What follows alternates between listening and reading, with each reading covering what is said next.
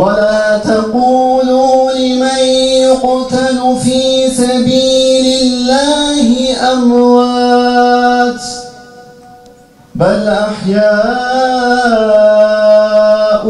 وَلَكِنْ لَا تَشْعُرُونَ.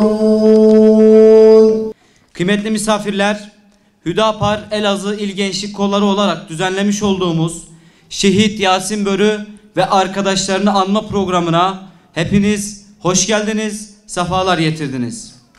Tarihin en zalim ve en kanlı katliamlarından olan 6-8 Ekim katliamı, şehitlerin kanlarının bereketiyle dirilişe vesile olmuş, zalimleri ve eli kanlı katilleri zelil etmiştir.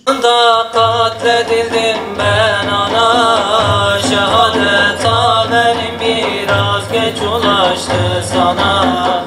Alçak vahşi çeteler boyadı beni kana. Bacağımdaki benden tanıdın beni ana. Alçak vahşi çeteler boyadı beni kana. Bacağımdaki benden tanıdın beni ana. Bu topraklar İslamsızlaştırılmak isteniyor. Bir konuya özellikle dikkatinizi çekmek istiyorum. Bir röportajda Hüdapar Genel Başkanı Sayın Zekeriya Yapıcıoğlu'nun şöyle bir ifadesi vardı.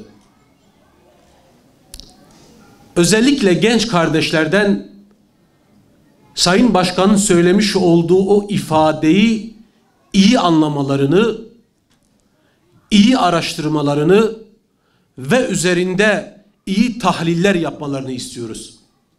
Neydi o? Biz bu coğrafyayı ikinci Endülüs yaptırtmayacağız. Genelde İslam coğrafyasını, özelde ise bizim yaşamış olduğumuz bu coğrafyayı İslamsızlaştırmak istedi.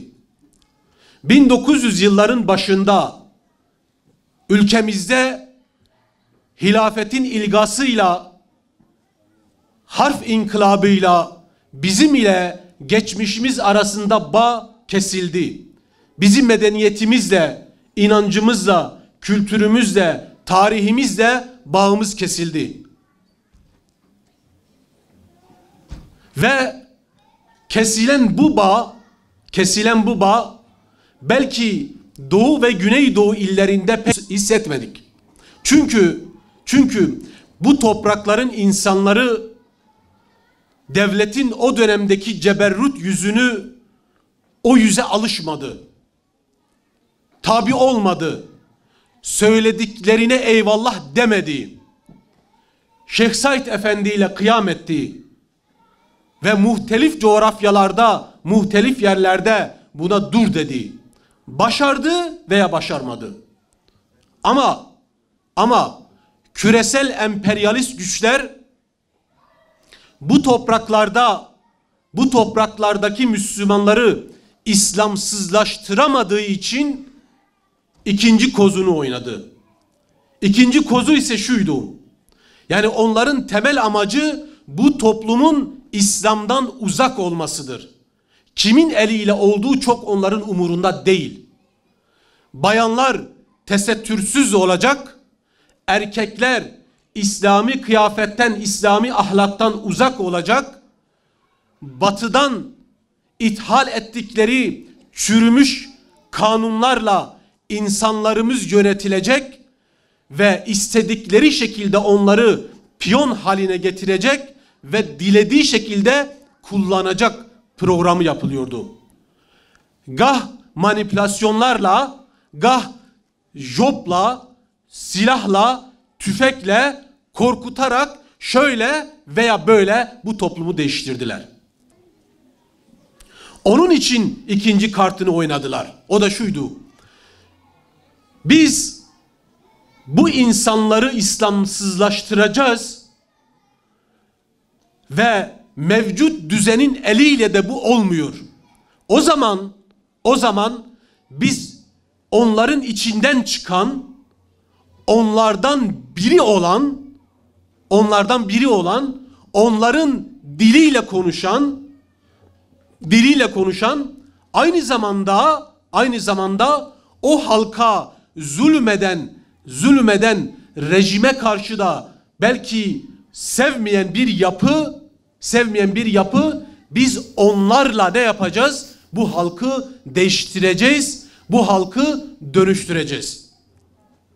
Kardeşlerim, işte bunu PKK'nın eliyle yaptılar. Görünürde komünist, sosyalist, evet, ikinci özelliği mevcut olan düzene düşman, ama esas hedef toplum İslamsızlaştırılacak. İkinci Endülüs yapılacak yani. Müslümanlar dininden uzaklaşacak. Dikkat buyurun. 60 yılda 70 yıl boyunca bütün zulümlere rağmen inancından uzaklaşmayan annelerimiz, bacılarımız, kardeşlerimiz, ağabeylerimiz bunların eliyle 20 yılda bitirdiler. Değiştirdiler, dönüştürdüler. 6-8 Ekim olayları ve ondan belki 20 yıl öncesi, 25 yıl öncesi 90'lı yıllarda mazlum ve mustazaf halkımızın, kardeşlerimizin, ağabeylerimizin bu coğrafyada karşılaştığı zulümlerin ana sebebi işte budur. Çünkü bu toplumu İslamsızlaştırmak isteyenler 90'lı yıllarda Müslümanların duvarına tosladılar. 2000'den sonraki süreçte bu coğrafyayı İslamsızlaştırmak isteyenler ve onların siyasi uzantılarının diliyle fırtına gençlik dediği o çakallar hür gençliğin duvarına tosladılar. Çağımızın mustazafları da o İslamsızlaştırma projesinin karşısında dağ gibi durdukları için onlar için hedeftir. Cumhuriyetin kurulduğu dönem İttihat ve Terakki ne ise bugün bu topraklarda PKK da odur. İttihat ve Terakki'nin Kürt versiyonudur. Zaten siyasi uzantılarına baktığınızda da sadece Kürt ve Türk kelimesinin yerini değiştirirsen kelimelerin, cümlelerin, yorumların, meselelere bakış açılarının %90'ı zaten aynıdır. Kardeşlerim, Allah Celle Celaluhu katına almış olduğu bazı şehitlerin arkasında şahitler bırakıyor.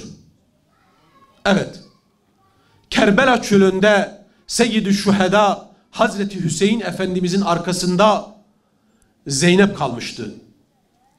Kerbela'nın şahidi Zeynep idi.